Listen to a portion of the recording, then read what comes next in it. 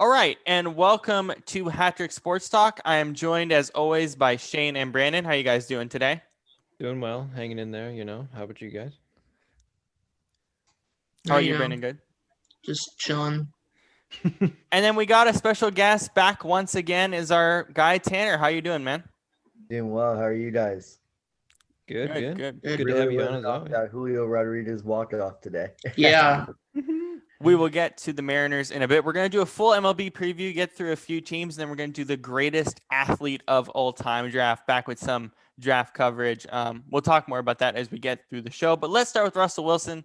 Russell Wilson's agent told Adam Schefter that he has not requested a trade, but if he were dealt, he would waive his no-trade clause for the Cowboys, Saints, Raiders, or Bears. Last week, it was reported that he had a November meeting with Pete Carroll and I believe the rest of the offensive coaching staff, and he stormed off as they were kind of in flux with how they wanted to run the offense for good reason. Tanner, give me your thoughts on this whole Russell Wilson trade fiasco that we're dealing with here. So I'm very on edge on I'm not sure what to believe yet, but I'm just kind of basing off gut feeling and everything so all these rumors are coming out and you never hear, or rumors always have a little bit of truth to them. Mm-hmm. And they get leaked by someone within the organization. So why would they leak something about Russell Wilson within the organization? This is not the organization. This is his agency. This is his camp. Well, this is his camp. For sure. Exactly. This is his camp. Right. And that's the thing, Robert. Like, I from the beginning have been 100% certain that Russell Wilson has no intention of leaving the Seahawks. I don't think he's ever had any intention. I don't think he wants to leave the Seahawks. I think he's a crazy person if he thinks he could go anywhere else and get as good of a situation as he's had with the Seahawks for the last, 10, 11 years at this point. Here's the thing. I honestly have to applaud him and his agent a little bit because they've played the game very well for the last couple days. But you know what happened? Well, you know what happens when you play the game this well for too long? People start to ask questions and people start to go, well, there's another side to this conversation, right? Mm-hmm. And the reason I say this is because the other day I was listening to the radio, right, to national media. And national media, for the most part, had been on Russell's side, being like, oh, Russell, you're being so hard done by. Well, somebody actually had the foresight to bring up the fact that, honestly, Russell, buddy, you didn't play that hot last year for the second half of the season. Second half. I mean, he played pretty good for 4 weeks, maybe 5. And then the rest of the season, he was really just mediocre. And the fact is this: with the conversation about Russell storming out of the offensive meeting, yeah. Frankly, Russell, you're acting like a baby, and you were given the opportunity to play how you wanted to play. You were given the ball in your hands. They put the ball in your hands and they said, "Make it happen." They quit. Play how you play. No, Robert. They did not quit on him. The man's interception percent numbers went skyrocketing. What do you expect them to do when his numbers go, when he starts having insanely, ridiculously different interception to touchdown percentages? Well, that's because of how much they're running the ball, which pisses me off. Robert, no. This was when they were still doing the let Russell cook. But let him do it for a full year. No, Robert, we're gonna lose. That's the most idiotic take I've ever heard you say, Robert. Look, he was gonna win the MVP after 4 weeks. I don't care. I don't care, Robert. Honestly, as much as I would love for Russell Wilson to be MVP, if you're going to be a great quarterback, you need to be able to realize that maybe this isn't working for the team. He needs to do this, or they're going to work. They need to do this, or they're going to lose in the wild card every year for the rest of his career, because that's what's happening. Robert, they're losing in the wild card every year for good reason. They're not. No, they're not. They're not Robert, you honestly, losing in the wild card for good reason. Mind blown that you honestly believe they should have kept letting him just throw the ball downfield. Yes. Just let Russell cook. They should have. We would have been, Robert, we would have been like 5-12. We would have been nowhere close to the wild card if Shane, we give me your let thoughts that on happen. this. So here, I'm going to go ahead, Tanner, first. Not intercept, but kind of get in the middle of this real quick. So we can all agree that in the first half, or most of us can agree, that Russell Wilson was the MVP through, say, the end of October last year. Yeah, right? I think mostly end of September to be more fair, but either way. Okay. And then you, Brandon, right? Yeah. So, you were just saying that we should have taken the ball out of his hands sooner because I'm saying the time that they took the ball out of his hands at the meeting, which was about November, was proper because he had been showing the signs of it starting to like not work anybody who's watched the games can see that defenses were figuring him out. Like it wasn't working anymore. So I just looked it up, and he didn't throw an interception until October 20th. So wait, yeah, he didn't throw an interception through 220 passes. Oh, right, but when it's not working anymore, it's not working anymore. But my thing is, we looked amazing on offense through the first half, and then all of a sudden, just something wasn't working, and I feel like we should turn it back instead directly blaming Russell for it. Think about the coaching staff, because I've also seen reports saying that the coaching staff just refused to adjust. Like DK Metcalf said, they refused to adjust to anything else. And that's why teams were adjusting. They literally let Russell do a completely opposite way of doing things than they've been doing for the last like 10 years. And it worked for a percentage of the season, but like I don't know. Like, here's my thing. Do you think it can't work next season for 17 games if we play 17, not 16? I think I believe with a more conservative, mixed up passing style, I do believe it can work. Like, I believe and this is one of my other points about Russell. I believe like with the new guy with the new offensive coordinator we got out of LA, I believe if he can convince Russell to get the ball out of his hands quicker with like more slants and more short passes and more mixing it up, and then using the deep passes as like kind of a big blow, like a big piece play, I think that would work better. Shane, because if you do that and then you add in running plays as well, you get more of a dynamic offense. Shane, I want to ask you this question. Do you think that this Seahawks offense is a good play action offense in relation to the rest of the league in 2020? Do you think they were a good play action offense? Because if they're going to do this, they're going to have to be much better on play action. No, I wouldn't say they were, but based off the personnel they have, I think they could be. It's just, part of the problem is they don't do it all that often to begin with, so it's kind of hard to gauge. But yeah, you look at, offenses like, when we think of offenses that are creative or have good schemes, you think of Kyle Shanahan, Sean McVay, Matt LaFleur, and there's lots of motion, lots of play action. That's clearly, at least I think, kind of the direction the league is going.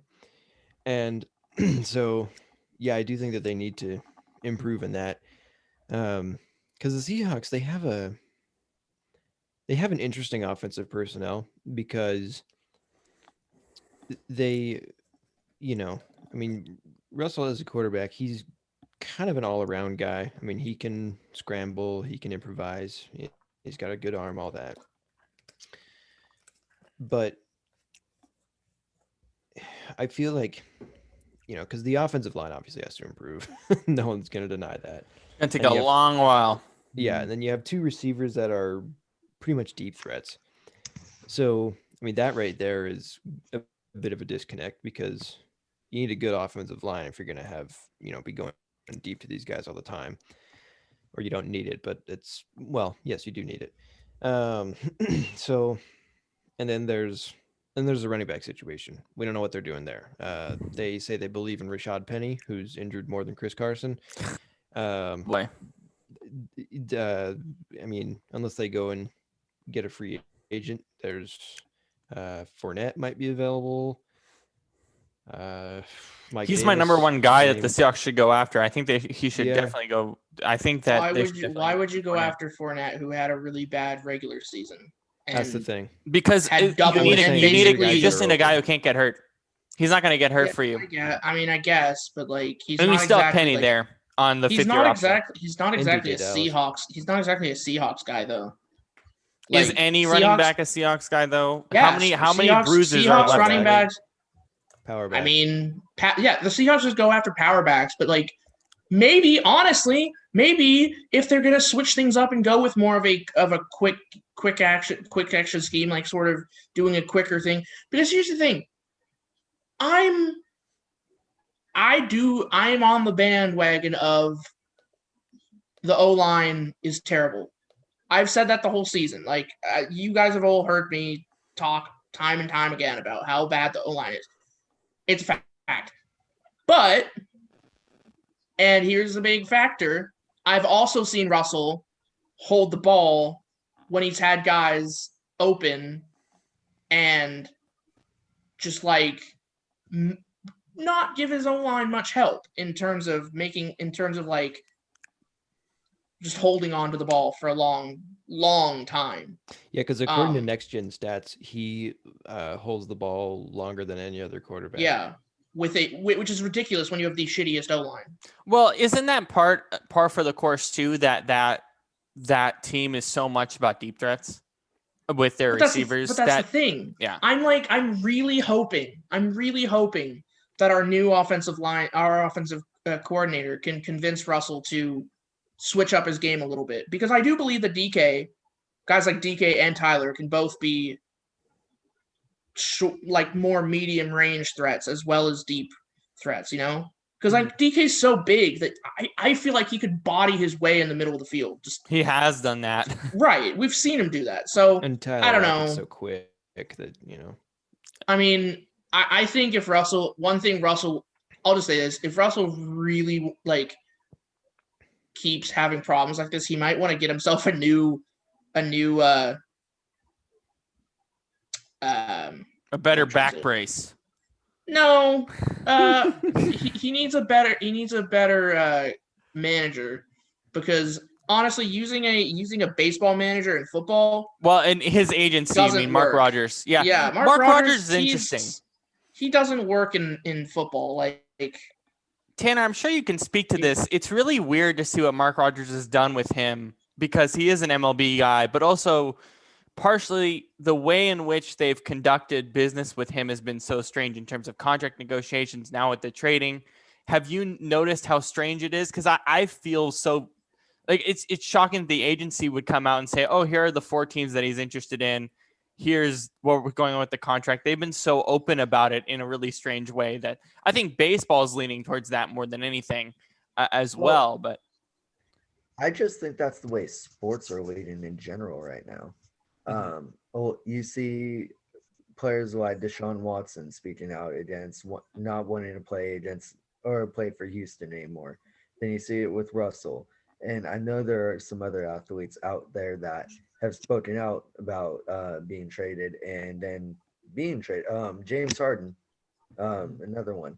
I just think that's a thing in sports. Like the players want to be in control of their situations and everything, and have the organization and owners and upper management have a little less power, a little more for the players. I don't know. So I haven't really batted an eye thinking about the specific agency and everything, and how they've handled it. I just think it's the world we live in now, where athletes are wanting to be heard. They're using their social platform to get what they want. And then just going based off of talking about all the teams that are being listed, here's kind of my gut feeling with it. I do not think Russell Wilson wants to be traded from here. I don't think he will end up doing it. But I just think it's kind of fishy on how they're like, we're not requesting a trade. But here are the teams. But it's also like, oh yeah, sorry, Tanner, go ahead. But here are the 4 teams we will be traded to, or we will accept a trade to, if discussions happen to come up. Yeah, other than the Saints, who are a negative $62 million in cap and can't even do it. And by the way, of these 4 teams, Saints can't do it. The Cowboys aren't going to do it because they'll probably have either Cowboys can. They'll give Dak the franchise and trade Russell Wilson. Well, I don't know. They could do that. I don't think they would. I don't think they're going to do it. I don't think they're going to franchise Dak and then do it. Trade. And what was the other 2? Raiders. Raiders don't need offensive pieces. They need defensive pieces. And Bears don't have the trade pieces. They don't have the first round picks. You won't take a couple picks on Tariq Cohen? No, they're like the Seahawks are going to look at that and go, "Are you kidding? Like no, like excuse me, sir." I think and the so, reason. I think. Yeah, go ahead. I just think thinking about it more and more. I think something that Tanner, like what Tanner just said about the power of the players trying to have more power. I think this is honestly at the end of the day, Russell trying to make a point and being like, hey, like help me. I'm this good. I have no problem making your life miserable. Make it better for me. Yeah. Like do better. After everything that he's been through, he deserves it. Usually I'm kind of but I feel like he's shown the team enough loyalty, and he's been the reason why we have had success since the Legion of Boom disbanded. And so he deserves to listen to the man. Granted, when I say that, we also have the second lowest cap space of any team right now. And so it get worse if we trade Russell. It's like 33 some mil if we trade him in dead cap money, something like that. So honestly, if he wants things to get better, honestly, part of what I feel is maybe you should learn from Tom Brady and restructure. Thank you. Because frankly, it's getting a little ridiculous at this point. Teams don't win when their quarterback is like taking up a huge percentage of the. That is rookie space. Contract matters. Rookie contract matters. It's ridiculous. When on a rookie contract, that's it. That's the thing. Like in the last, I think 10 years, the only quarterback who has, anyways, it's been a long time. Yeah. Since the only team who has won the Super Bowl without a quarterback on a rookie contract is Tampa and New England with Tom Brady. Other than that, all which rookie is contracts. 15 to 20 million every year. Yeah. Yeah, which isn't as much as why do you need $35 million a year, dude? Okay. Exactly. Right. I mean, and this kind of brings me to my biggest point about the situation. Talking about the Seahawks cap space situation and what they can, like in reality, what are they going to be able to do? I can't see them being able to do much in the offseason. Look at what the Rams have done this offseason so far in adding Stafford. Look at what the Niners have done. Just already have. Granted, their claim that Jimmy Garoppolo is their guy, but I don't buy it. I don't buy it either. That was ridiculous. I know that John Lynch is supposed to say it, but nah. They're the best. You think about it. You put a top 15 quarterback on the Niners, they're the best team in the NFL. Put them top 5. I wouldn't say so. I would disagree with that. Really? I would say top 5 though. I think they're up there, like but 6, I think probably, they're not the best. But either way, maybe not the best, but top 5. Top 5 is more fair. I feel like you could say the same thing about here's my thing though. I feel like with the Seahawks, the Rams, and the 49ers, each of those teams all need a little bit of something, and they're automatically in the top 10. So Seahawks, no Stafford? Seahawks just need to fix their O-line, and I think they're Gucci. Wait, like, so I think, Stafford ain't that piece for the Rams though? No, Linebackers. I'm honestly going to take this to my grave and the end of the season, saying I think Stafford will be a way better than Goff, but like I don't think he's going to be like a take them to the Super Bowl change. You know? I don't think they're going to the Super Bowl, but I definitely see both the Niners and Rams. I think they are in a better situation to succeed today than the Seahawks are. Oh, I do. I think so too. But I also think I'm putting my chips on the Seahawks any day because of how freaking lucky this team seems to get every single year. Like, that's why they're annoying to watch every week because it's like these games. That's the thing. It's getting annoying to watch. You can't really put your thumb on what's happening. And I'm gonna say kind of another hot take here. And so with our cap space and everything, and with the success that I believe the 49ers and Rams will have in the future, I feel like the best thing for the Seahawks right now to do, as hard as it may be, is to completely rebuild. If we rebuild, we're gonna be shit for the next 20 years. Like 10. Here's the fact. Like, we are not in a position to rebuild. We have no first round picks. We have we have hardly any second round picks. We only have some second round, some third round picks. We don't if we rebuild this team, frankly, that will be the most frustrating thing for me because this team should have been a dynasty. Like we had a setup. Dynasties don't exist. Robert, shut NFL. up. They do. They other than the Patriots, they will never exist for the next 20 years, 30. They'll never exist again. It doesn't happen. Parity's too crazy. If the Seahawks, I mean, maybe we could the only reason that I think to a dynasty. Yeah, the only thing that would make me think that the Seahawks could have an efficient rebuild would be the fact that we have a very good GM. So, but I don't know. So here's the cap really quick. The cap for the Seahawks, they are right below the league average. The league average is 15 million. They're at 11 million, 18th. Gotcha. I mean, just kind of my take on it is, given the Russell Wilson situation, given what I believe is going to happen with LA and San Francisco, I think we either have to go out and spend everything, give Russell what he wants, and just go all out, shoot for the Super Bowl right now.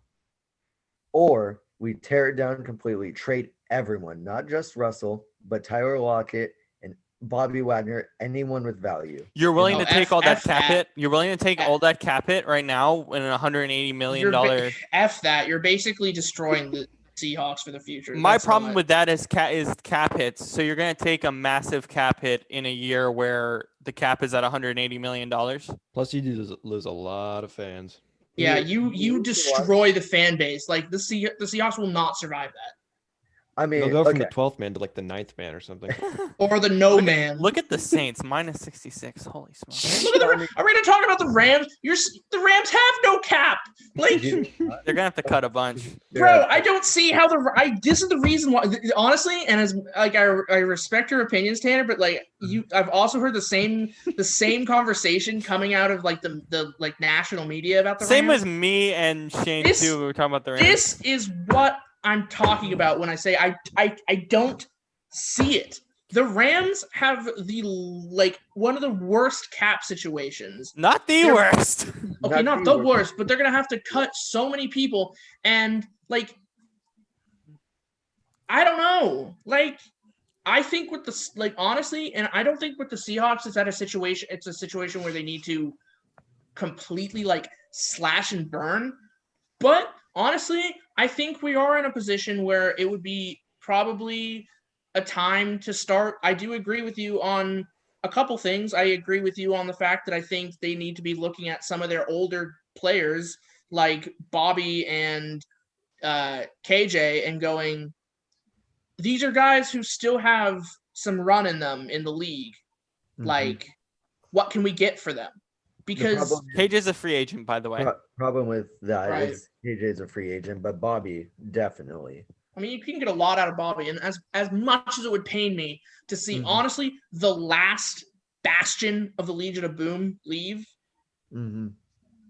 I think I would much rather see them do something like a restructuring of the team than a Legion complete of Boom 1.5. slash and burn, like burn it to the ground, rebuild it.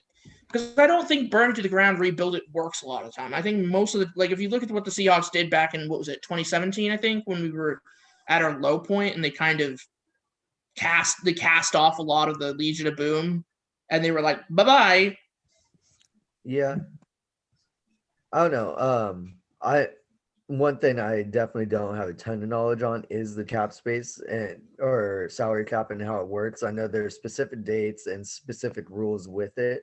Yeah, March 17th and June 1st, as you said, are the main ones. It depends on the contract. Of course, Russell Wilson, you trade him on June 1st. You get, about 30-some million in dead cap money if you trade him. Bobby Wagner, it's much better to trade him next year's, as dead cap is 3.75 than 12.5 in dead cap money. I think that's a bit less if you trade him. But either way. You know who I think would be very interested in Bobby Wagner?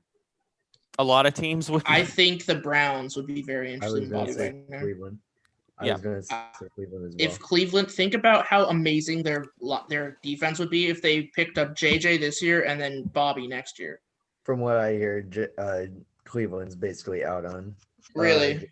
Really interesting. Yeah, kind of surprised by that. I saw something today saying that they're down to like 4 or 5 teams, and Bills and Packers are kind of the front runners from it. Packers look like to be the team right now, I would say. I mean, if he wants to win, he should go to the Bills, but yeah, he's been wanting to go back home to the Packers for a long time, and I think with Aaron, it makes a lot of sense. Yeah, I mean, I'd love to see him go to Pittsburgh, play with his brothers. Yeah, but Cap ain't gonna do that. Yeah. Exactly. I mean, honestly, in years there were so many years where it's like, man, Seahawks, make something happen and bring in JJ to be part of this Legion of Boom, but like Jared Allen years ago, that was never gonna happen. This is why I like baseball. There's no salary cap. Cap. I mean, well, I say yes, but that's part of my rant about baseball. We've talked about Trevor this. Bauer. That's my least favorite part about baseball. Yeah. That there's no salary cap. Yeah. Well, yeah, because it takes away so much of the. You can just stack teams, and everybody else just sucks. Yeah, it's just whoever has the most money gets the best team. See, I was talking to, I think it was Robert about this. Yeah. A while back. You were talking about the salary floor. Explain that, like why they need a salary floor instead of like a cap and what those differences are. Don't put a salary cap because technically there's already a luxury tax if you have salaries over X amount.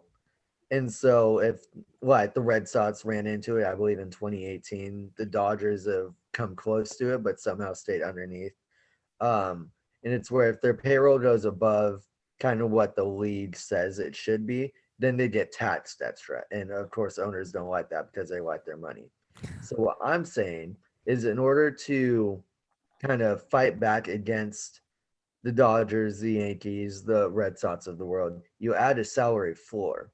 And then that brings teams like the Mariners, the Pirates, just the Rays for that matter, like teams that have traditionally not spent at all, force them to spend X amount of money per year. And if they spend less than it, then X amount, then they get taxed or some sort of.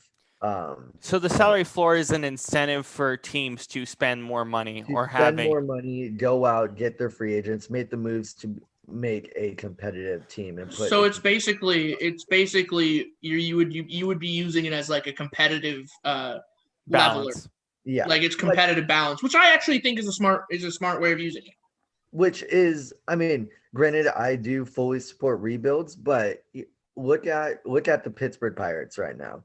They rebuilt. They had 2 years of success, and then they've been rebuilding again since I think it was 2015, and haven't even come close to even competing. People that they have, the only person that's panned out so far is their third baseman in Hayes. And I mean, like the Mariners look to be on the same track, but you never really know until they're all there. Rebuilds are good and needed, but I feel like to have almost half the league in quote unquote rebuild mode and refusing to sell is terrible for the league. And the league already has terrible it already struggles with getting viewership and everything. If half the league is rebuilding, then you need to combat that with something. Mm-hmm. Let's start with the Mariners. What were your thoughts on the former CEO and talking to that? What was it, the Tacoma Rotary Club or whatever? Yeah, I don't know why he Bellevue. He was talking to the Bellevue Rotary Club. And honestly, frankly, good riddance. But honestly, he's gone. And so now I think hopefully, and it seems like from what I've been seeing, the our GM and our skipper and all those guys they've been doing the rounds, talking to players, and I think a lot of these players are going to use this as a chip on their back to say, hey, screw you, we're better than this. I mean, hell, Marco Gonzalez came out with a shirt that says, I'm boring. Yeah.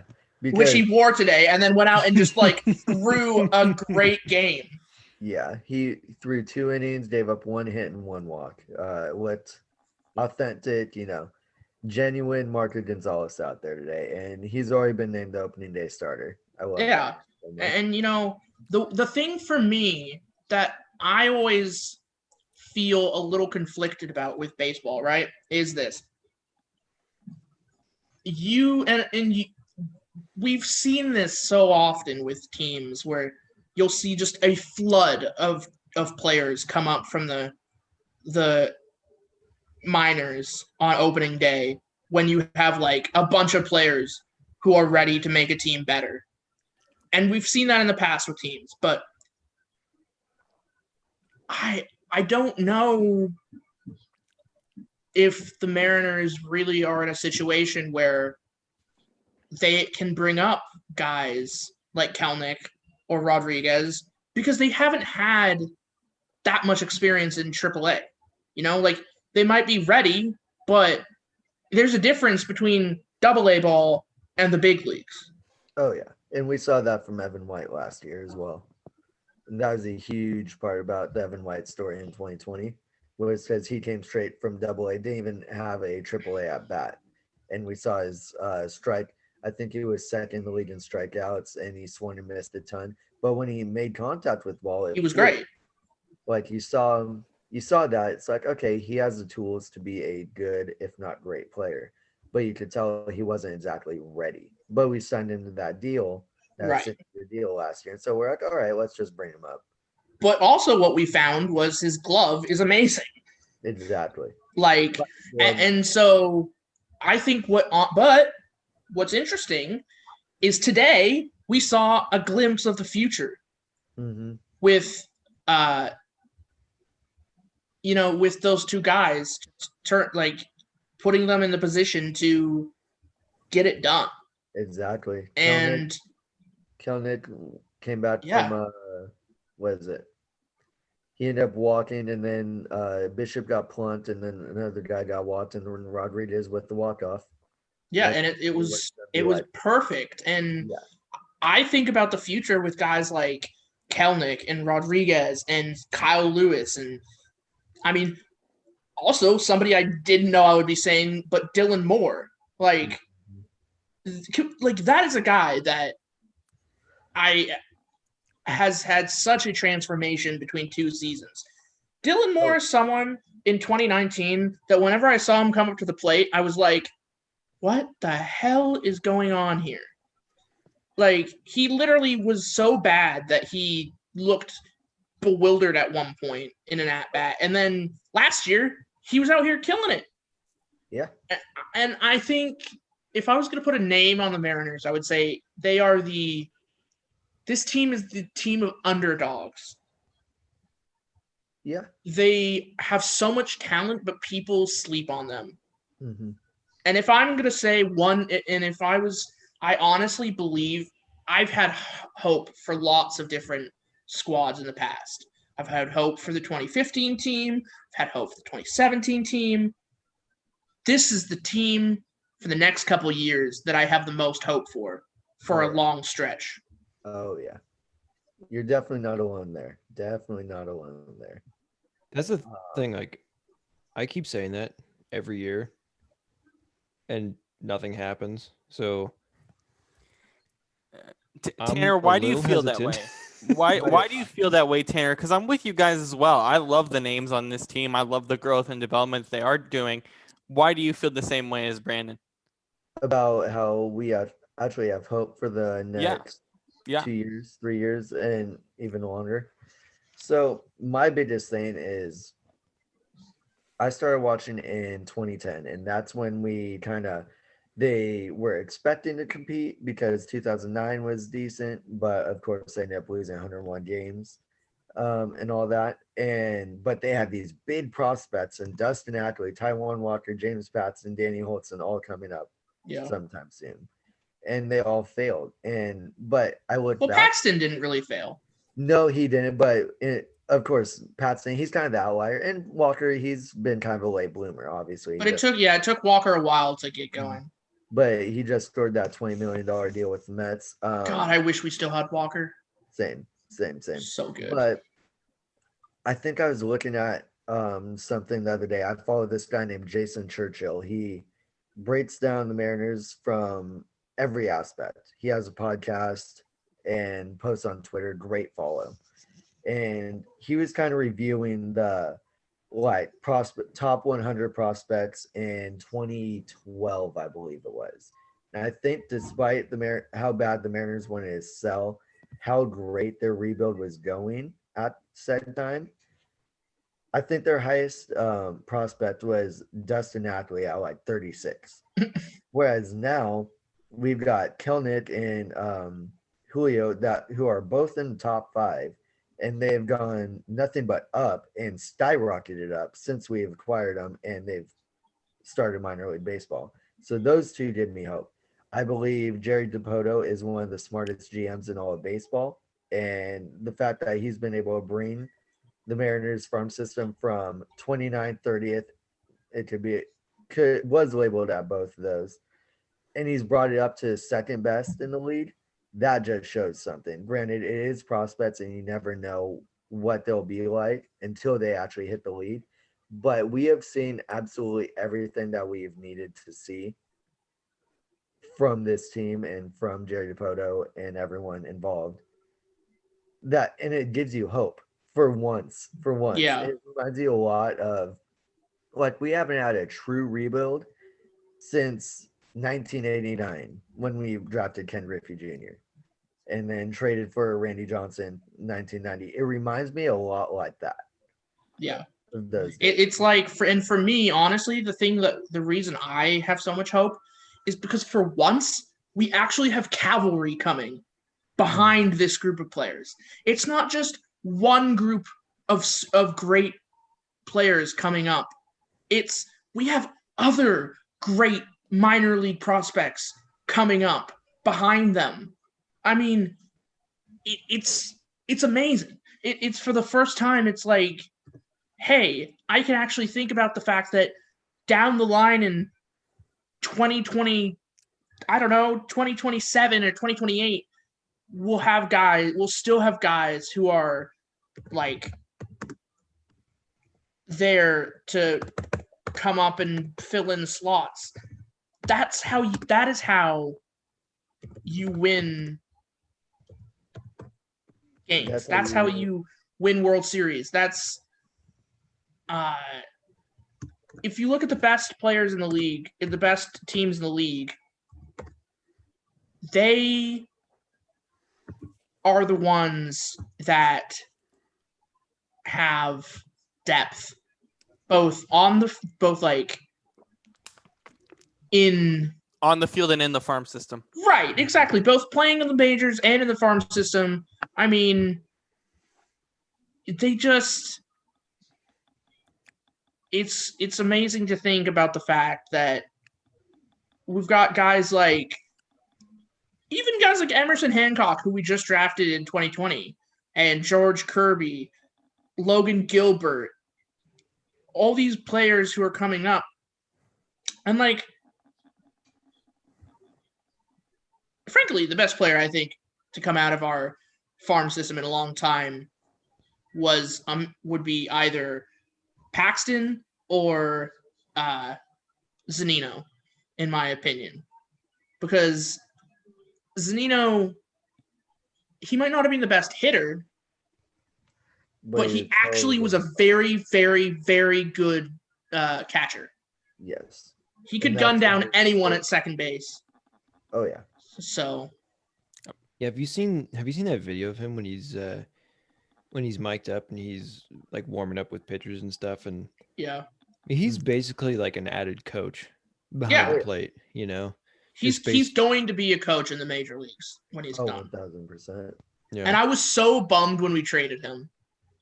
I loved Zunino. I love Zunino, but I was very happy to get that bout out of the lineup. Yeah, that's true. I mean, I always wished he could have. It was weird because he had like 1 or 2 seasons where his bat just for some reason just went up.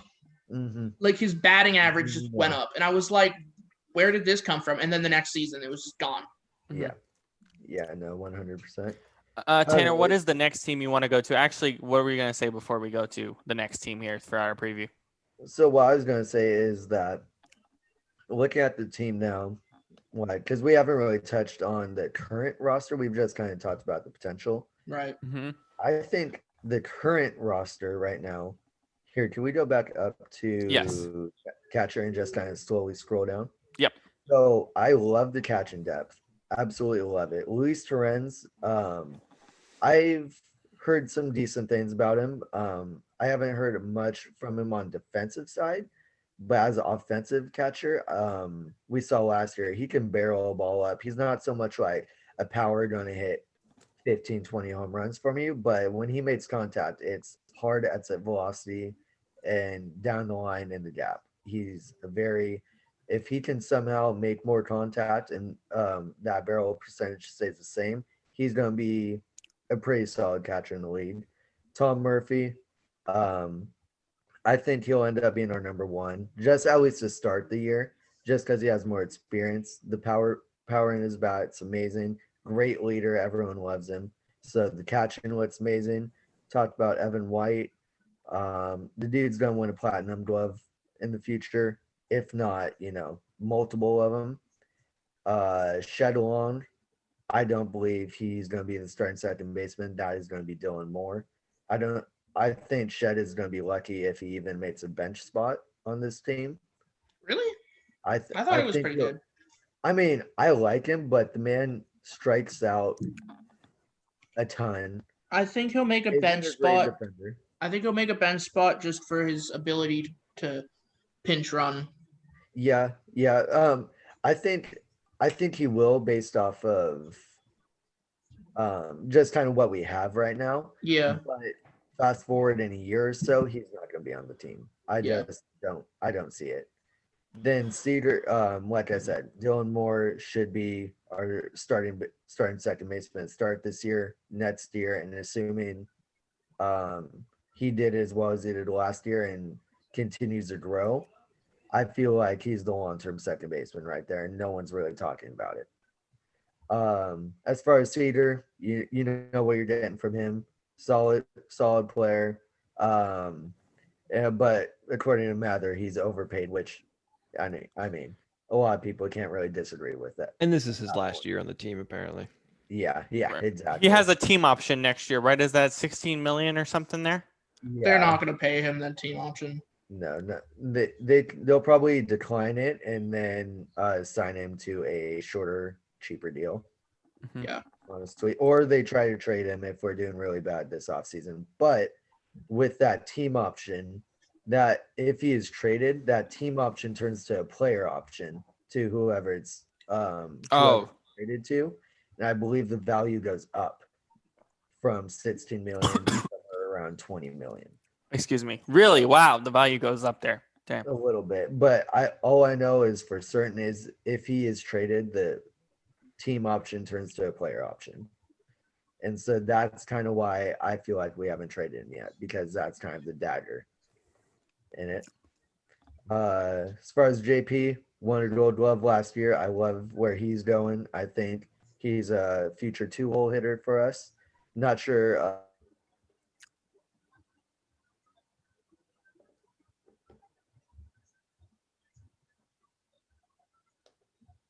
We got a little glitch here. Yeah. Yep. I was gonna say, was that me? No. No. I'm hoping and praying that. There we go. Sorry, Tanner, you glitched out a little bit there. Oh, you're good. What was the last thing you heard? We were just JP talking Crawford about will be we're a talking about future JP. two-hitter. Gotcha. And so then as far as center field, Kyle Lewis, of course, is going to be there. Love that man. Then Mitch Haniger, if he's able to stay healthy, can't wait to see him produce. He's going to be another stud. And then in left field, I'm really hoping it's going to be Kelnick start off the year. If he has a really good spring, I don't think we can hold him down to AAA. Like, worst comes to worst, he struggles for a week or two when we bring him up. Let's see, he makes opening day, he struggles a little bit. We could just send him back down for a little bit. But yeah, no, I think the bullpen has improved, the rotation's improved. The key is health here, and that's kind of the key with any baseball team, really. And if we're able to stay healthy, I think our ceiling is probably third place in the division, but you will be very competitive for second place, because I think the AL West is going to be pretty weak this year overall. Mm-hmm. My hot take is I think Houston's going to fall off a ladder like their ass is drunk. I honestly, so I kind of been thinking about it. I think it's going to be Angels are going to finally do what they're going to do. Granted, they haven't done much with pitching, so that's a very shaky thing. But I feel like with all the keys they have on offense, they're finally going to pull through, win the division. Number 2 is going to be Houston. 3 is going to be the Mariners, and then 4th, the A's. The A's haven't done much, and they lost Semien and a few other guys this offseason. Yeah, but the A's are sneaky. Exactly. It's so hard to predict with them. And I've had the A's at 5th in the past, and they've won the division. Yeah. I think for sure, regardless, Texas will get last. Yes. Texas sucks. Tanner, what's the next team you want to go to here on our list? I think you gotta go to the San Diego Padres, honestly. All right, what's kind of the key with them here? They've gotten some hype this offseason. Probably the biggest hype team this offseason. The most hype. Them and the Mets are tied, and they're kind of someone I want to talk about. Yes, we'll get to the Mets next after this. Down the road. The thing with the Padres, they have it. They've got Austin Nola, they've got Hosmer, they've got the new guy from the KBO and Kim. They've got Fernando Tatis Jr., personally my favorite player in the league right now. I agree with that. I'm with you there. Snell, they've got Lamet, they've got all these guys. The biggest thing for them is going to be what it is for every team that has a huge offseason like this. They need to stay focused and make sure they don't get, don't think too highly of themselves. Because if they go into the season like, oh, I'm the best, blah, blah, blah, they're just going to fail. All they need to do is just stay focused and remember that they haven't proved anything yet. But I think that if they all play to their potential, this is a World Series team. Maybe not a World Series winning team, but I believe that they can give the Dodgers and I'll say Mets and even Cardinals a very good run for their money when it comes to being the top team in the NL. I would love to see San Diego in the World Series because that would mean that Los Angeles didn't make it in. Mm-hmm. Because that would mean that it would yet again show the Dodgers, maybe you should build your team, not just pay for it. Yeah. No kidding. Let's go to the Mets here next. What are the big keys for the Mets? Again, probably another big hype team as well with their new ownership, wanting to put so much money in that club this offseason. Once it loads up, I think we have to go directly that starting rotation. Yeah, their rotation is kind of stacked. That starting rotation. Jacob deGrom, the best pitcher in the league. There's no arguing against that. Carlos Carrasco, he is a guy that was fighting cancer for a little bit, and I believe he got over it last year or in 2019, one of those two. He's going to be a very solid number 2 or 3. He'll probably be a number 2 until Syndergaard gets back. Stroman is another guy that's very solid that not a lot of people talk about. Stroman is nasty. Oh yeah. I used to watch the Blue Jays a lot when he was with them. He's one of my favorite players in the league. He's got the heart. He's got everything you could possibly need. The leadership quality is there, and then we have Taiwan Walker. I know that's only like 4 guys. Let's see, 1, 2, 3, 4 guys, but eventually Syndergaard's going to be back. I think they said about halfway through the season around there, I believe. But that rotation, if everyone can stay healthy, it's going to be hard to beat the Mets. And we have plus Porcello.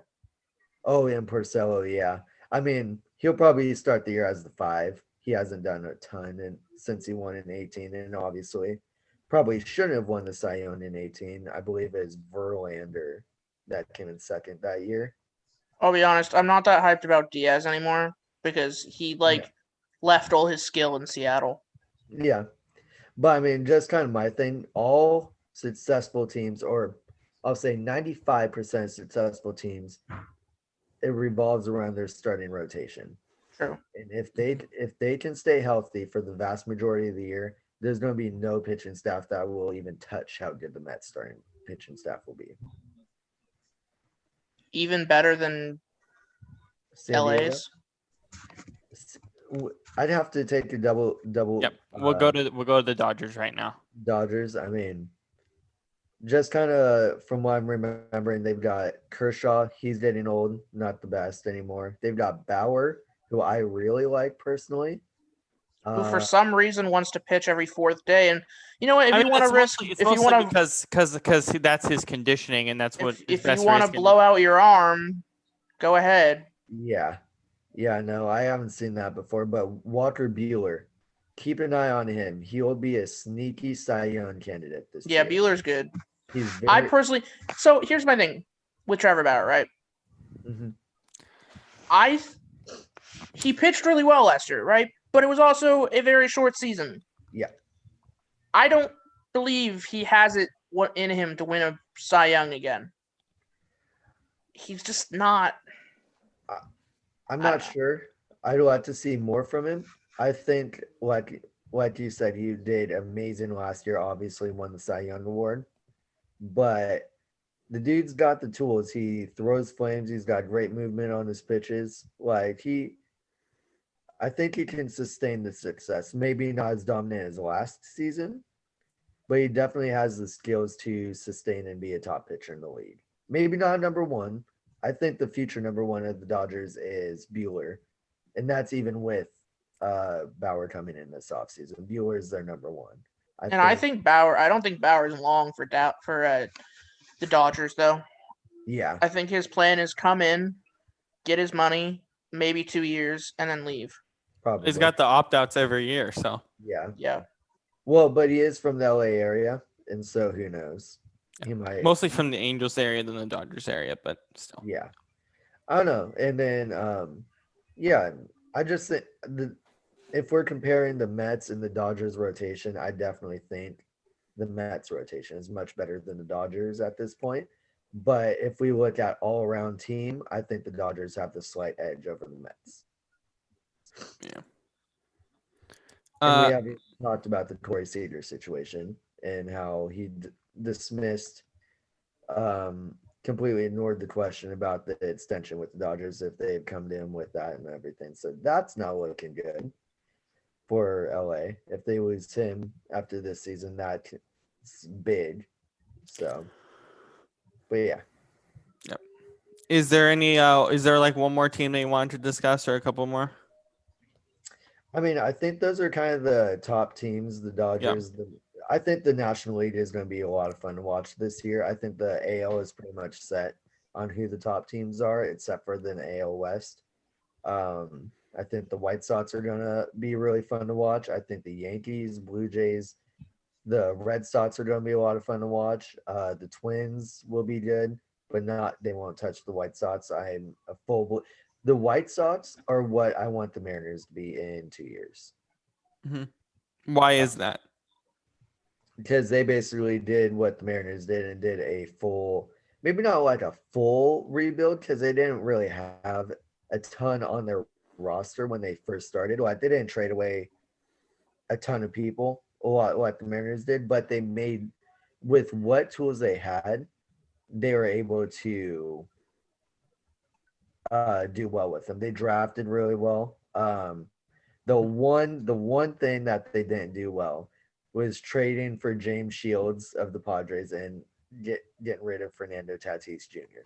That's the one thing that they did wrong in their rebuild.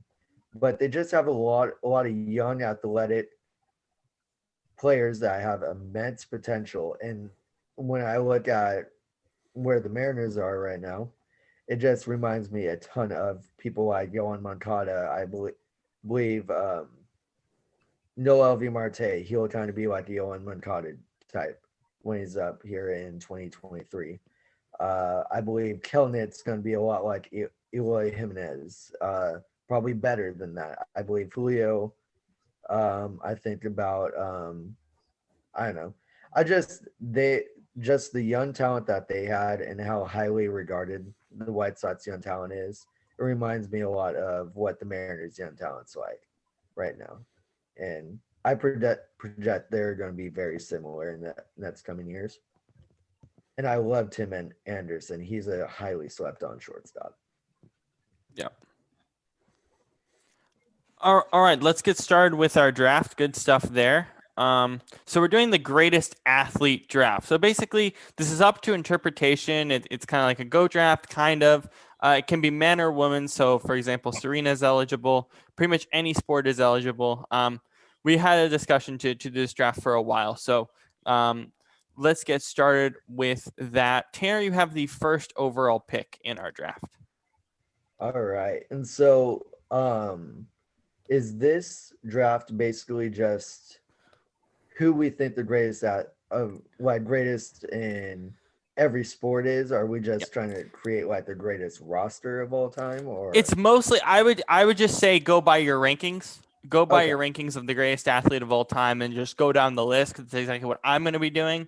My list isn't very good. It's very weird because there's a lot of guys in the 30s that I have in that could be top 10 guys. There's going to be a few question marks, of course. We'll get to some of my questions as we go along. But yeah, so pretty much go by your rankings. And we have 40 picks. 1 through 40 is our friend Jackson. Unfortunately, couldn't join us, so we're going to do 40 picks today. And Tanner, you are starting every round. Brandon's next, then Shane, then me. So here we go. Man or woman, any country, any sport. Right. Man or woman, any country, any sport, doesn't matter. Yep. LeBron James coming in at number 1. Great call. Great call. Great call. I had him at number 1. He could play basketball. He could play baseball if he wanted to. I'm sure the man could golf. The man can do everything. And let's not almost went pro in football. Yeah, exactly. Could be a tight end. I doubt it. But yeah, no, LeBron James is the greatest athlete that we have ever seen. Yeah, I agree. Every single aspect of his game is the greatest I've ever seen. He's gonna beat everyone in stats when his career is over. I love LeBron more than anyone else. He was my number 1 on the board, so no question there. Brandon, why is there a boo for you on that? That's a pretty simple decision. Because he hates LeBron.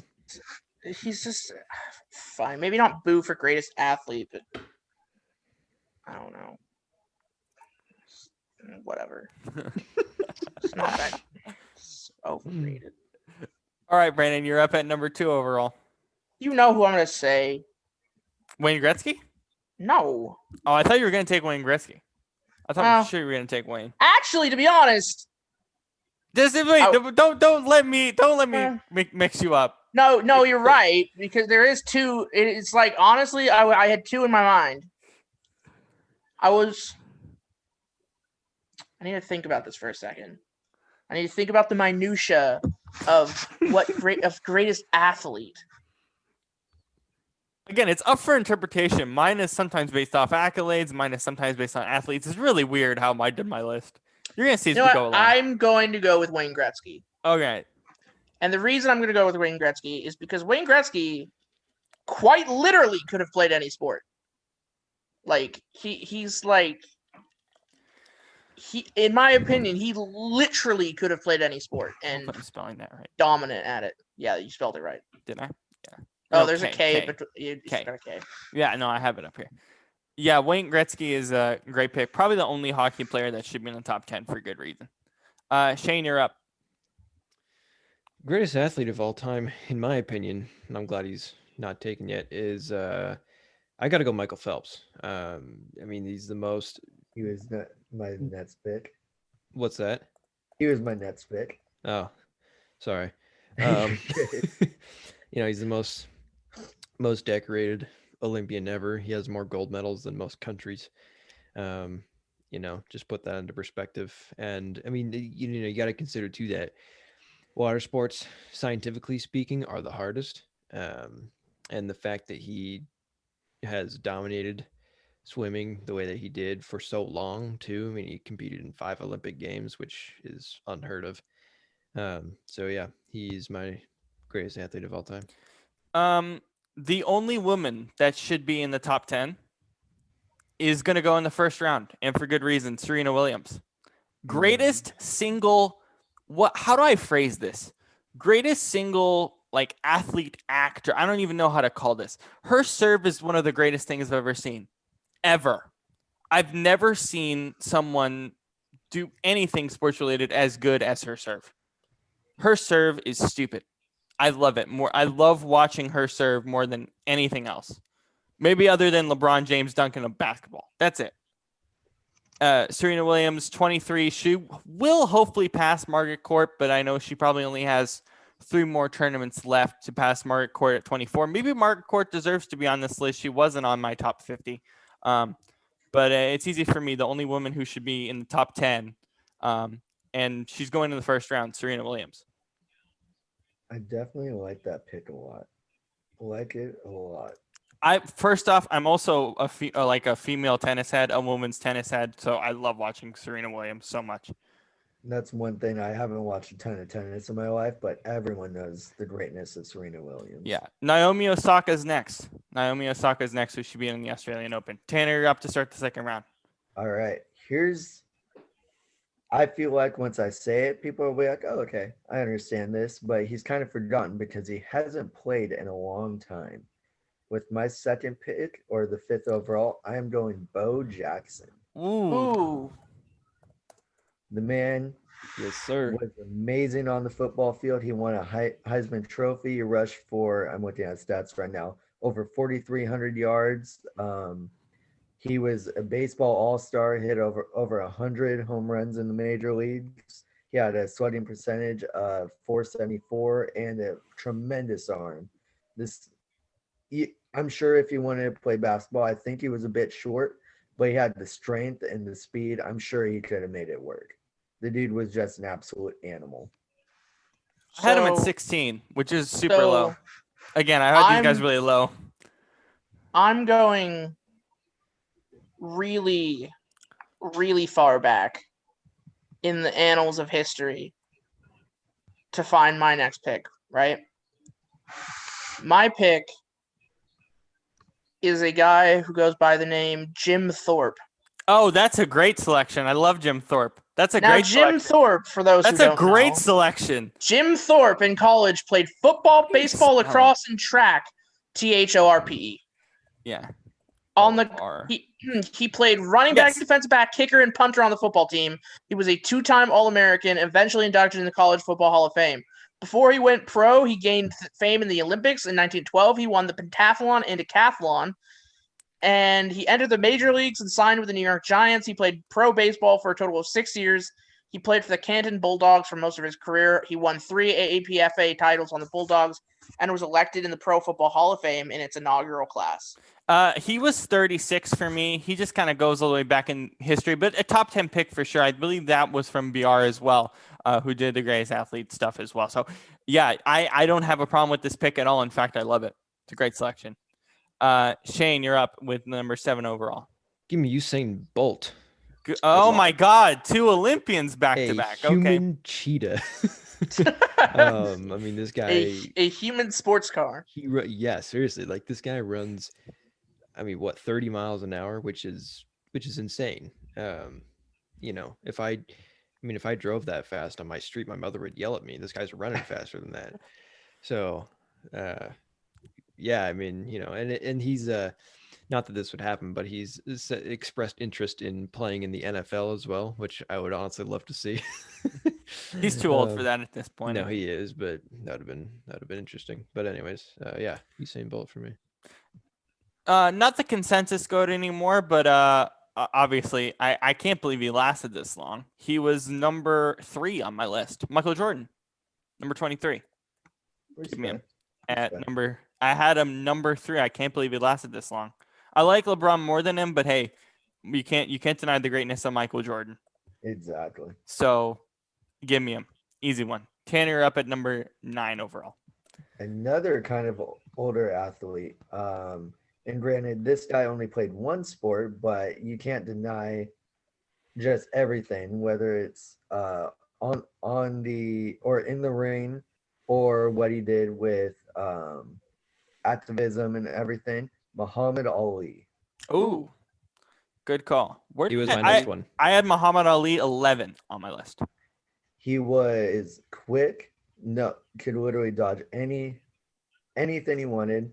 Was it? And then his speeches were legendary, and just, I don't know. Every time I watched something about Muhammad Ali, I was like, dude, I wish I could sit down and I'd spend 3 hours with this guy and just pick his brain. 100%. Like, when I'm kind of looking at greatest athlete of all time, I'm not thinking of just the accolades on the field or everything.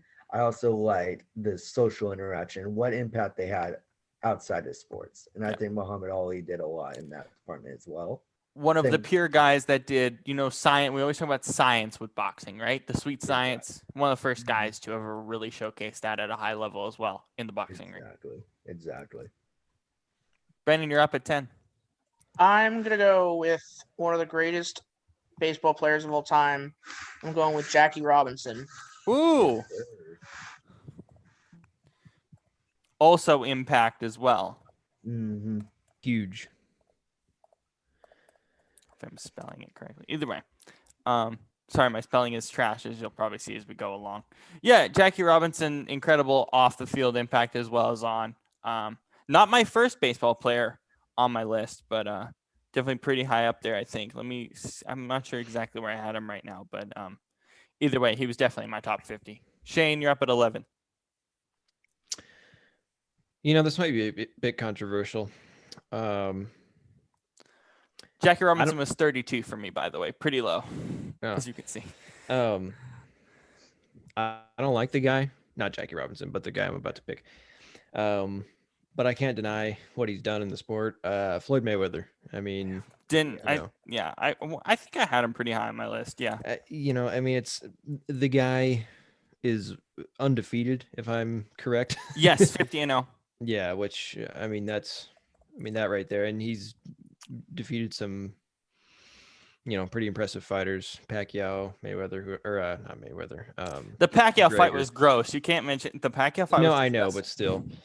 So I just, I feel like he should be up here. But again, I don't like the guy, but me neither. But I actually have some UFC guys above him, just because I think that's a more fool around in terms of fighting sport. I know it's not fair comparison. I have a few UFC guys actually right above him, but I had him at 27, just because of some of the off the boxing ring stuff. I'm up here at 12. Let's see. We're still pretty high up on this list. I can't believe this guy isn't gone. Give me Babe Ruth. See, here's my favorite. You can deny the greatness in baseball, but I cannot see him playing any other sport other than baseball. This is where the accolades. Oh, Shane has one of the. Is that signed, Shane? By the way. Okay, that's sick. Yeah, I mean, I get that point, but the accolades are there, and for some of these guys, I have them up there because of accolades. I have Babe Ruth at 8. Oh, exactly. I mean, you can't hate on the Babe. Yep. Tanner, you're up to start the fourth. All right. Hold on. Let me exit out of here real quick. I had someone in mind. Shoot. I forgot. Where is so though his career is not done yet, I believe he is still one of probably the best baseball player to ever live, and that man is Mike Trout. Wow. Wow. Top 50. Mm-hmm. Do you saying this when his career is over? Or are you saying this like now he's in the top 50? Right now. As far as baseball, I think he will be when his career is done, he's going to be statistically one of the best players ever play. He already is one of the best players to ever play. I believe his career WAR is already higher than multiple big name Hall of Famers. It's like in the 60s last time I checked. Honestly, I don't hate that. And then I didn't have him in here. Look at the way he's built. The dude's built. He could play football if he wanted to. Like, he's very upper body. He's got hops like no one else. I don't know. The dude's just a hell of an athlete, and I feel like if you were to put him on any court, he'd be able to compete. No, let alone baseball. And like I said, I believe he's the greatest player to ever live. You're selling me on it. You're selling me on it. Pretty good. Brandon, you're up. Oh man, we're starting to get down to the nitty gritty. I still have guys in my top 10 left. Really? Yep. Two guys left in my top. Actually, 3 guys left in my top 10.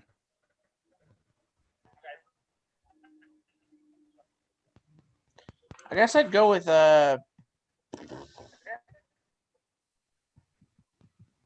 probably Wilt Chamberlain. Oh, okay. 100-point man. Wilt was an incredible athlete. Yeah, but again, the 100 points are the main thing with him, right? So let's see. I have a few guys above him, but we'll get to. I have Kareem above him just because of Kareem's college career. But other than that, I don't mind the pick. I had a guy at 6 that I wonder if you guys are gonna take. I should have taken him earlier. But Shane, you're up. Well, got another Olympian here. Simone You're the Biles. Olympic team. Wow, at 15. I mean, like, she's the most. Here's the thing, like, she's the most decorated female Olympian ever. I mean, she took, like, in the what Olympics was it? 2016. I mean, she totally took the whole entire event by storm. Like, all the Olympics, period. Like, every sport that year. I mean, you can't deny that what she has done for the sport is pretty incredible. And I think I don't know. I just think it's worth noting. But yeah. I don't mind it. I mean, her career is not done. We'll see her in the summer. But I don't disagree with it. I think it's still a bit high. But I don't mind it too much. I'm up. I should have taken this guy earlier. Give me Jerry Rice. Yeah. I should have taken him over Babe Ruth now that I really think about it. But I had Jerry Rice at 6, right around Babe Ruth. Well, let's see. Babe Ruth was at 8. Jerry was at 6. Wayne Gretzky at 7. Bolt at 5. So give me Jerry Rice. Probably the greatest pure athlete in all of football. Probably other than Bo Jackson, maybe. But in terms of a guy with every statistical category as a receiver, that's why I have him there. Tanner up at 17. Here's another athletic football guy from the 90s.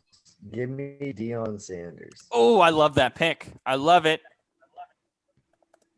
The athleticism, the smack talk, the personality, just everything about him. Just spews great. I had him at 14 on my list. He's so underrated. Ran a crazy combine too, if I'm not mistaken, although that's been in the ether forever. Exactly. But, Y'all, I think Robert might be about to be unhappy with who I'm about to take. Yep. Because he's his boy, or he was his boy. I'm going with Kobe Bryant.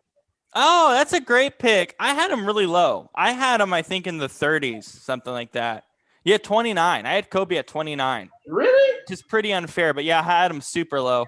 It's pretty unfair. Rest in peace, Kobe and Gigi. I mean, personally. Why am I spelling Brady? Dang, I have Tom Brady's name. In front Yeah, of no, me. screw that. I have Tom Brady name in front of me. That's what I'm doing out here. But there we go, Kobe.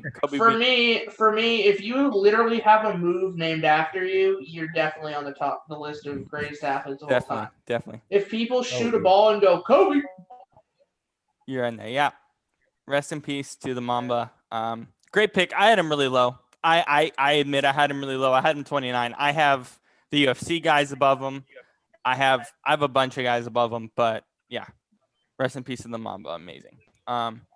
Shane, 19. I'm gonna go Leonel Messi. Wow.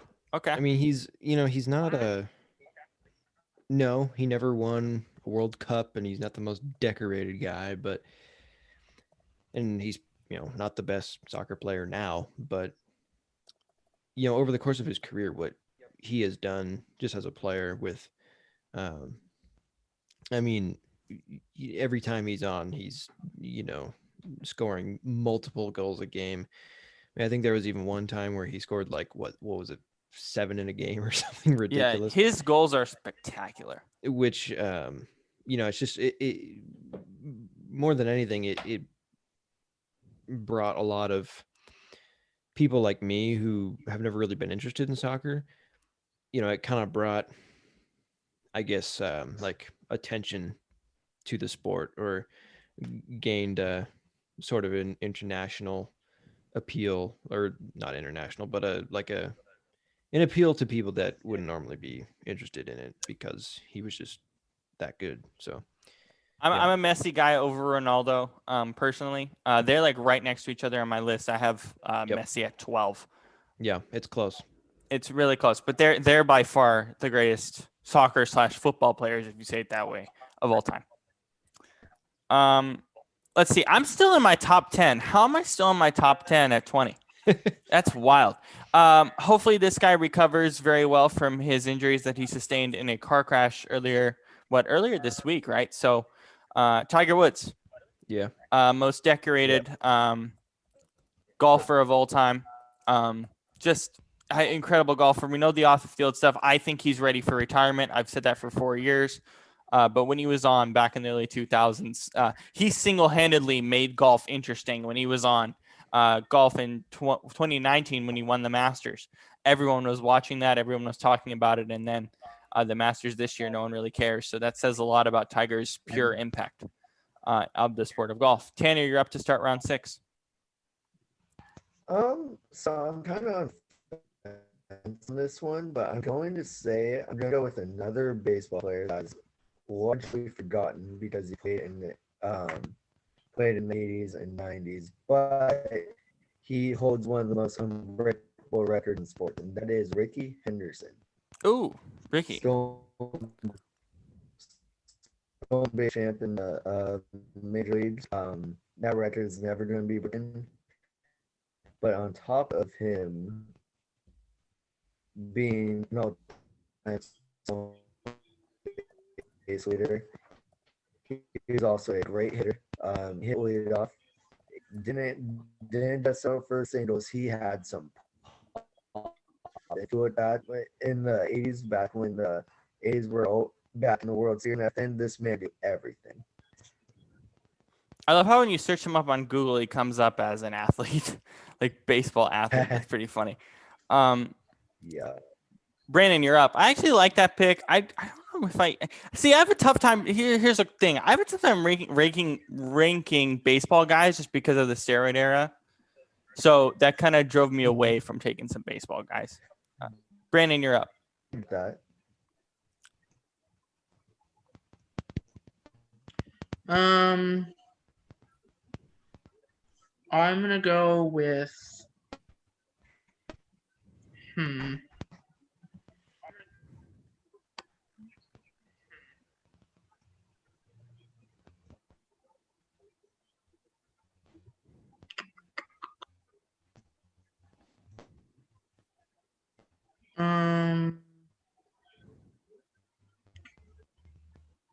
I'm gonna go with Rafael Nadal. Oh, Rafa, greatest clay player of all time. Him over Roger Federer. Why? I think he's a little bit better. I had him at 22. It was honestly kind of a toss up for me between him and Federer. It's always been a toss up with those guys, and of course Novak Djokovic there as well. I think you can make the argument just of how incredible he is on clay. It's ridiculous how great he is on clay. No one better on clay than him. Shane, you're up at 23. Well, speaking of the man, Roger Federer. Wow, back to back. Yeah. Pretty low for me, but or pretty high for me, but in case of this draft, but yeah, I probably would have. For me, Roger Federer is the best, and then the second I would go, with not Rafael, but with why am I blanking on his name now? Novak Djokovic. Really? And then Okay. Interesting. Rafael Nadal third, but I mean it's regardless, they're definitely the top three. Big but, yeah. three ever, I think. Crazy to be able to watch those guys. At 24, I will take, let's see. Where am I at here? So, let's see. So, let me make sure. Let me look through my list. 3, 4, 5, 6, 7. Oh, yeah. Tom Brady. Welcome to the team. Tom Brady to finish up my top 10. He deserves to be in the top 10. I don't think there's a question. No, he doesn't. Even though he's not the best pure athlete, He's not an athlete. No, he is an athlete. I just don't think he's he's great just because he can't run. He's just someone who can throw the ball. That doesn't make you an athlete. Well, he did almost go pro for baseball. Yeah, that's also there true. Did So he really? Yeah, he was drafted by Montreal, right? Tanner, right? Montreal. Yeah, to be a catcher. Jesus, that guy's a catcher. He's so skinny. He's tall though. Yeah, that's true. Yeah. Is this our last round? We have 3 more rounds left. Tanner, you're up at 25. I think we're having some trouble hearing your mic or whatever. Yeah. So you want to hop off and then hop back in really quick. All right. Oh, there we go. I think we're good. I'm not sure if this is great. Oh, are we good? Can you guys hear me now? I think we're good. Yeah. It's just been a bit glitchy. Okay. It's okay. I'm not sure if this is a great pick, but whenever I think about the sport of boxing, I always think of Mike Tyson. So I'm going to take him. Yeah, Mike Tyson's a fun selection. Intimidating, power, just everything you could ever want. Polarizing. Best punch ever, by the way. Mm-hmm. I don't think there's a question. And yet he still bit someone's ear. Yeah. He also fell off. What was that video where? What did he fall off on? Like Fell off the little hoverboards back in the day. Oh yeah. But yeah, I love Mike Tyson. Where did I have Mike? Bad. Let's see. Brandon, you're up. I'm gonna go with Lawrence Taylor. LT. I had him at 24. Yeah. I mean, on the I don't think there's much to even elaborate on this. Greatest defensive player ever. Probably. Yeah. I mean, just unbelievable on the line. Say so. I love how Bill Belichick raves about him. He worked with him when he was with the Giants. Baseball historian himself, but the way he raves about LT is incredible. Shane, you're up at 27. Ooh, oh boy.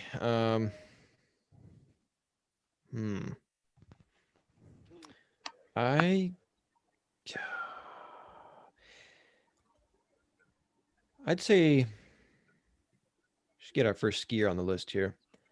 I didn't put a skier on here. I feel bad now. Really? I feel bad. I should have. Yeah, Jennica Castellic. Ooh, interesting pick. I don't hear too much about her. Yeah, that's pretty good. It's toss up between her and Lindsey Vonn. I still like Michaela Schifrin. Yeah. Yeah, I mean, I like Lindsey Vonn, partially because of, she had obviously that horrible leg injury and then came back and continued to play really well, or compete really well, I guess, which, which, is inspiring to me. But I like Jennica a bit more, so. Mm-hmm. How do you spell that again, Shane? Do you have it up? Yeah, it's Janica, and then the last name is Kostel. Tel. IC. Yeah. Only one T, by the way. Only one T. My bad. There we go. Yep. Yeah, that's a good pick. I personally think Michaela Schifrin is the greatest, at least from my own eyes. I've never seen someone like Michaela Schifrin ski the way she does, but it's a good pick. I didn't put a skier on here. I feel bad that I didn't, but that's a good selection. I'm up at 28. Let's see. Am I done with my top 10 here? Yeah. Jim Brown. Jim Brown's probably too low from most people back in his days. I would say that anyone who's watched Jim Brown probably puts him at number 1 on this list. And that's not even a joke. You talk to people who watched him play. He probably deserved to go much higher than this in all honesty. But 28, Jim Brown. Tanner, you're up at 29.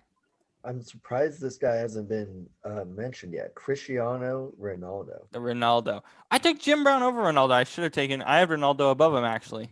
But it was either Jim Brown or Ronaldo, and you made that decision for me. So thank you. I probably should have taken Ronaldo above him, but Ronaldo has a slight edge, of course, winning Euro, but over Leonel over Messi in terms of the international play, but even so. I'm fine taking Jim Brown, though, from what everyone says about Jim Brown. Yeah, no kidding. Yeah. I'm going to go with Sugar Ray Robinson. Woo! Sugar Ray! I like that. I like Sugar Ray. That's a nice pick.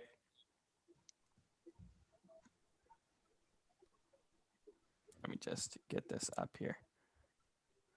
Yeah, it's funny. You think about Sugar Ray, you think about Sugar Ray Leonard, but Sugar Ray Robinson was a stud way back in the 40s and 60s. Watching some of his old tape was really fun. It's been a long time since I've watched his tape, but pretty incredible. I love how we got some boxing in here. Pretty cool to see. All right, Shane, you're up. Okay. I gotta go with the flying tomato, Shaun White. Wow, you are going Olympic sports here. Because everybody else is taking all the team guys, so I don't know. I'm just gonna, Shaun White. I might as well. But yeah, no, I mean, in all seriousness, though, Shaun White, he sort of paved the way for a new era of snowboarding, almost. He has all these. I mean, there are some tricks that he's done that no one else has ever even been able to do, at least on a professional level. So, it's just looking at how dominant he was, and not to mention he's also a really good skater. So, there's that as well. Yeah, he was actually going to skate in the Olympics this year in Tokyo, but he went back to snowboarding. He was at the X Games this year, so probably a better decision for him. But either way, it would have been fun to see him this last summer in the Olympics in Tokyo. But unfortunately, COVID avoided us from seeing that, unfortunately. Let's see. Let me look at my list here. So in summer of 2019, I was in LA, and there's a skate park kind of by Venice Beach, and there was this guy skating there who was like super good. So we asked him, "Oh, are you like a pro or whatever?" And he's like, "Oh yeah, I'm pretty good friends with Shaun White." And he's just like, they just skate together, and I was like, "Yo!" And he's like, "Yeah, I'm probably gonna go to the Olympics with him and see." And I don't know. Yeah, obviously that didn't happen. But anyways, cool about it too. What's that? Just so casual about it too. It's like, oh yeah, he was just like, oh yeah, he's cool, you know. Kareem hasn't been taken, hasn't he? No. The greatest college basketball athlete of all time, Kareem Abdul-Jabbar, woman to the team. I think that's also pretty simple from his NBA days as well, but I think his college days really sets him apart in terms of basketball history as well. Oh, yeah. Tanner, you're up, 33. All right, let's go with Walter Payton. Oh, yep. Yeah, I had him at 19, right below Mike Tyson. Walter Payton. Whenever I think about great running backs, first one I think about is Walter Payton. I don't think he gets much better than him. It's a shame that he didn't get the handoff in that Super Bowl that they played in '89. I believe so, yeah. Yep. Yeah. I guess that weighed on him a lot and kind of led towards the downward spiral of his career and life, I guess. But yeah, you can't deny how great Walter Payton was when he was playing. The guy I have right next to him, I might be able to take here, but we'll see. Brandon, you're up at 34.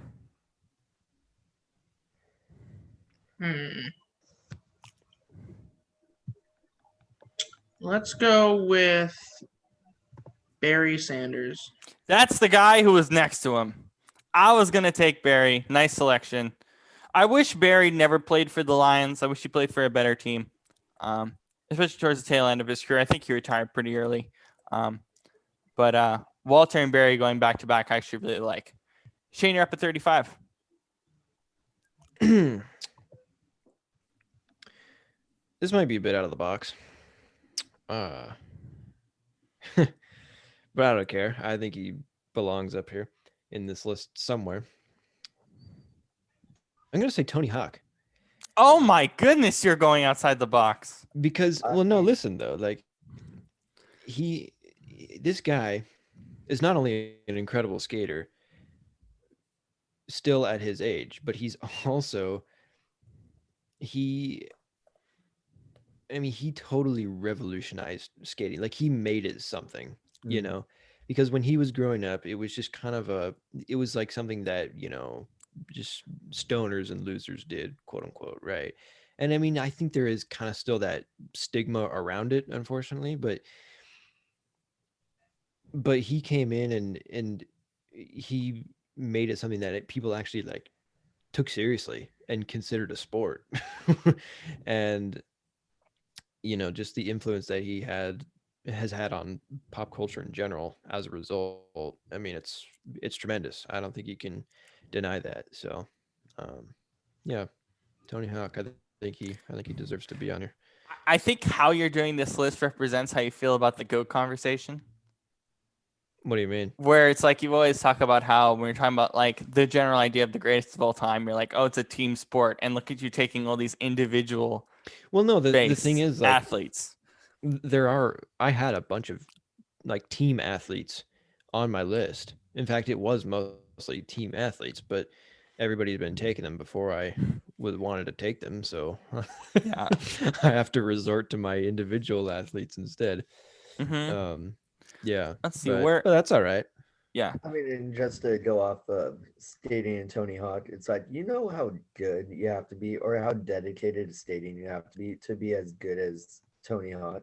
Exactly. Yeah. That's the thing. Like, all those injuries, I'm not sure how many he's had. I don't follow him closely, but I'm sure He's had a lot. A handful of pretty severe injuries in his life. And just to be like, all right, let's get back on the board, boys. Like, you got to tip your cap to that. Yeah, he's in his 50s and he still is one of the best skaters in the world. Exactly. You know? We're at the end, and I'm taking. Let's see. Am I taking him? I think I am. Almost the end. We're at the end. I'm in my 20s now. I have this guy ranked at 25. In my opinion, I think at this point, you know, he retired last year. In my opinion, he deserves to be called the greatest combat sports athlete of all time. The records, the ground game for this guy. I think in terms of UFC GOAT, he's number one for me. Yeah, you can say John Jones, sure. But when talking about especially male athletes, you're talking about UFC, you're talking about MMA. It's Khabib Nurmagomedov. I think he probably should be higher, but I don't know. He wasn't too high on my list for good reason. The next person I have is also UFC blood as well. So Khabib. Brandon, do you have any reservations about me putting Khabib here? I mean, he is technically an athlete, and I'm just saying over John Jones, over even Connor for his impact. I mean, he's the most dominant pro. He's the most dominant fighter of all time. Yeah. So that's sort of how I feel, and that's why I have Khabib here. All right, to finish off on round 10, 37. Tanner, you're up here to finish off to start the round 10 or final round. All right, so I threw in Mike Trout. I've thrown in a couple baseball players. I can't believe I've overlooked this guy, Willie Mays. Wow, Willie Mays. Yeah, that's a fun one. I was just looking at baseball reference for a second. He hit. Let's see. He's part of the 600 home run club. He has. Let's go to hits. He's a part of the 3,000 hit club. He's been multiple all-star games, won multiple MVPs. He's won Gold Gloves. Like, it doesn't get any better than him. Mm-hmm. Do you agree that that like my reservation of how hard it is to rank those guys just because of the steroid era, or do you not have a problem with ranking it with the steroid era? What's your approach on that when you're looking at this list? I mean, I haven't picked many people that played in the 90s. Really, I feel like the people that I've picked when it comes to baseball have been post-steroid era or pre-steroid era. Mm-hmm. Maybe the one exception would be Ricky Henderson. I think I've only picked 3 players. I think when you're basing athletic ability and everything, you should disqualify people who have been called or been a part of the steroids and been connected to it, like Alex Rodriguez, Barry Bonds, Mark McGwire. Those guys should all be excluded. But with that being said, I believe that Barry Bonds belongs in the Hall of Fame. I believe anyone, even if you've been connected to steroids in that era, kind of the late 80s, early 90s, early 2000s, that steroid era where it's the biggest part, I believe you should be in the Hall of Fame if you performed well. Yeah. Brandon, you're up. All right, it's my last pick.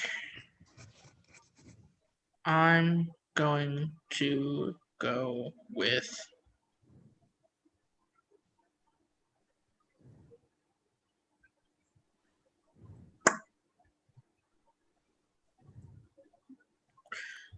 Jim Brown. I've taken Jim Brown. Oh, you took Jim Brown? Yeah. Well, excuse me. I took him really early on. You know what? I'm going to go with a soccer player that we haven't really talked about, which is Pele. Yeah, Pele is a great selection. Probably the best on your feet dribbler in terms of just a natural dribbler of the soccer or football. Pele's the greatest. And that perspective. He invented a kick. Yeah. I've never seen anyone dribble the ball better than he has. Never. Even Messi. Never. Shane, your final pick. Gotta give some love to my guy, the greatest quarterback of all time, in my opinion. No, not Tom Brady. I don't care what anyone says. Give me Drew Brees, number 39. Wow, you're putting Drew Brees in here. I wouldn't have had him. Man. I got to. Okay, like he's just part of it. I'm a little biased. I'll be honest. No, this is a biased selection. I am anywhere close because he's not the most athletic guy ever, but I do think that he is. I personally believe he's the greatest quarterback, because just based off of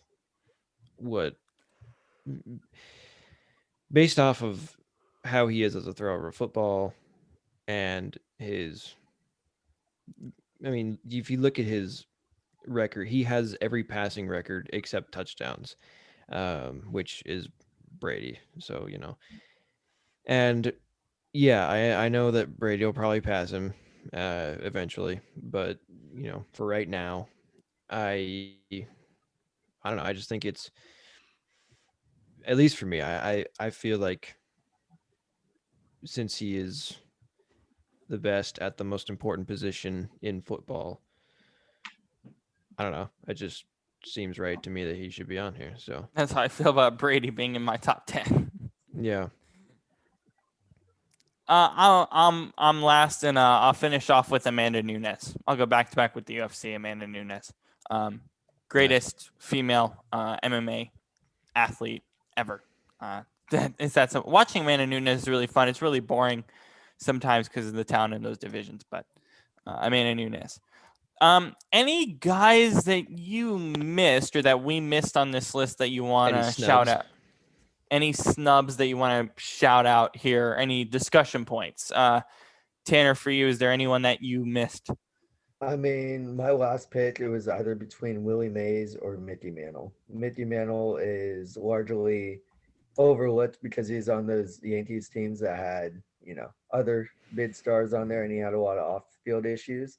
But if you look at his numbers compared to my Trout, they're basically hand in hand, basically the same. And so if we had one more round, I would have picked Mantle. I think we did pretty well as far as basketball and football. So, yeah, I don't really have any issues with our list. Yeah, I don't have any issues either, but I have some discussion points. Brandon, is there any snubs here on this list? Any guys you would have taken any sort of discussion points? No. Not for you. All right. Shane, do you have any? Not that I can think of. Definitely. I mean, I guess if anything, there could have been more international athletes, but but yeah, I mean, overall, I think this is pretty good. Let's see. What did we miss here? So I had. Wait, did we take Jim Brown? Yeah. Someone took Jim Brown, right? Yeah, it was. Yeah. I think you or. Oh yeah, somewhere. I did take Jim Brown. Yeah. That's funny. I took him pretty late. I think I had him pretty late for some reason. Maybe I doubled him. I think by accident. That's what happened. Let's see. So some of the guys that I had on my list were, let's see, Reggie White, Bobby Orr, Hank Aaron. I had on here. Joe Montana would have been interesting. John Elway, Pete Sampras, Mario Lemieux, Jerry West, Maradona, Andre Agassi, Ronaldinho, Jackie Joyner-Kersee, who is the greatest women's track and field athlete of all time. Nadia Comaneci, the only Romanian on this list, as I'm Romanian. She, I think, is the first gymnast to ever get a 10 by all judges. Nadia Anger, who's was the German goalkeeper for all those years on the women's side. I have a hard time with the WNBA GOAT thing. I put Sue Bird on my list here. I was thinking of Sue Bird at one point as well. You were thinking Sue Bird as well. I don't know what to do with that conversation. That I think that's a big conversation in sports, like especially in today's world. Like, should women athletes be put in the same group as men athletes? Should they be allowed to play men's sports and all that sort of stuff? But more so the discussion for me of who is the WNBA GOAT. I love the WNBA so much, and I still don't have an answer to that question. Mm-hmm. I don't watch much WNBA, mainly because I don't have cable, and so I can't really watch it. It's on local TV pretty often here. Yeah, but no, I hear a lot about Sue Bird and just kind of her impact on Seattle basketball without the Sonics and everything. That's pretty huge. Mm-hmm. I had Nolan Ryan at 50, and then I think the biggest discussion point I wanted to have,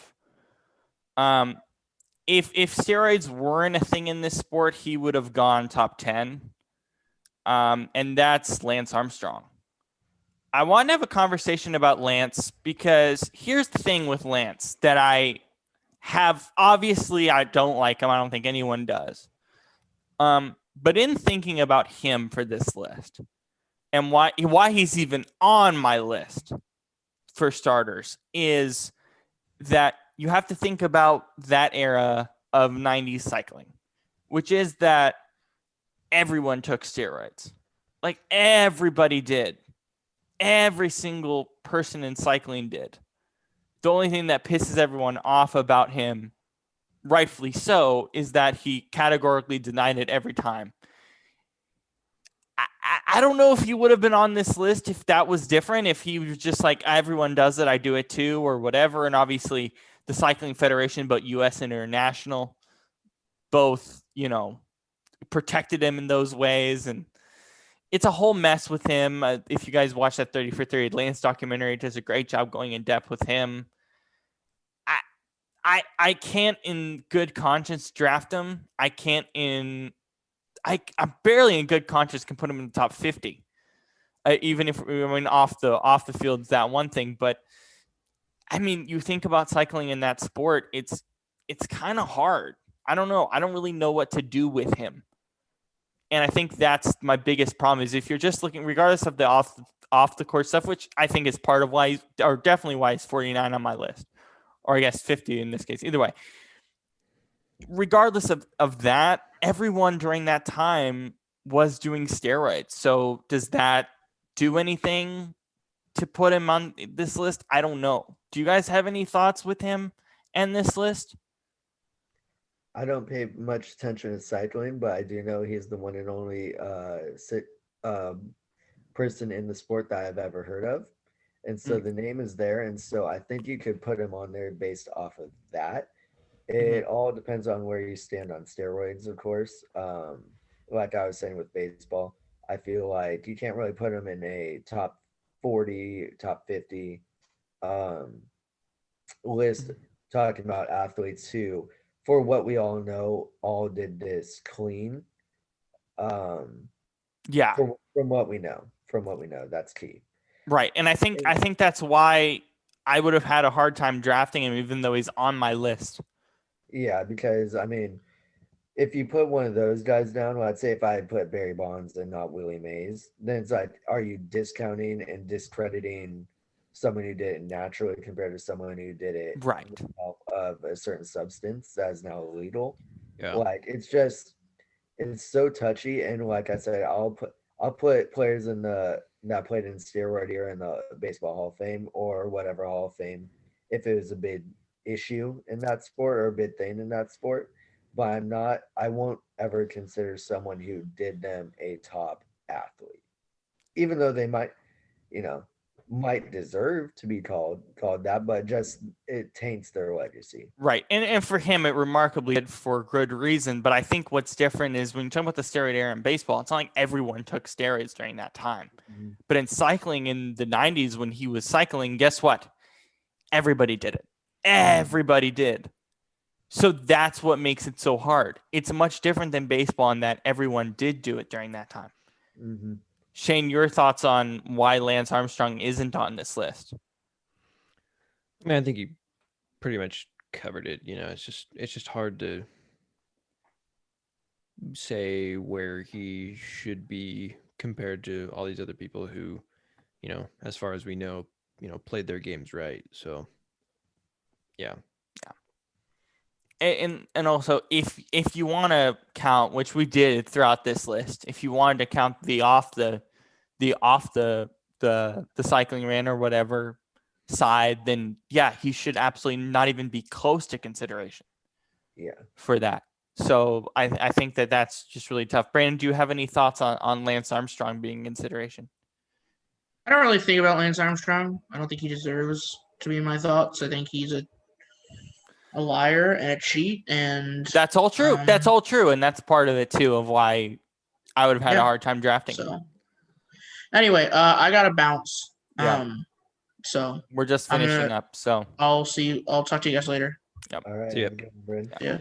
Another guy that I don't want to have a discussion about this, but just real quick, like another guy that that I couldn't decide whether or not I wanted to put in my list was Bruce Lee.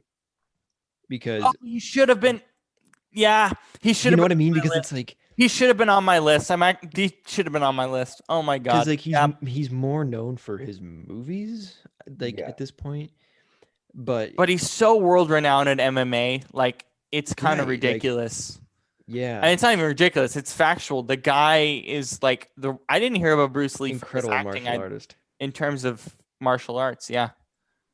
I Yeah. heard of him only through his movies. I'm not huge into MMA or anything, but Yeah. I mean the names there. Everyone knows who Bruce Lee is, and Yeah. so for that stance, we're talking about the greatest out here. And if everyone knows your name, you should be in the conversation of being the greatest.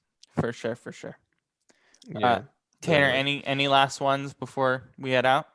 No, I think we did pretty well. I as always, enjoyed being on here. So thank you for the invitation. Talk to you guys for a couple hours about sports. It was fun. I think we discussed a lot of good things, brought up some key points, and so yeah, looking forward to being on here again someday, or watching you guys' videos on social media and all that. So yeah. All right. Shane, any last words?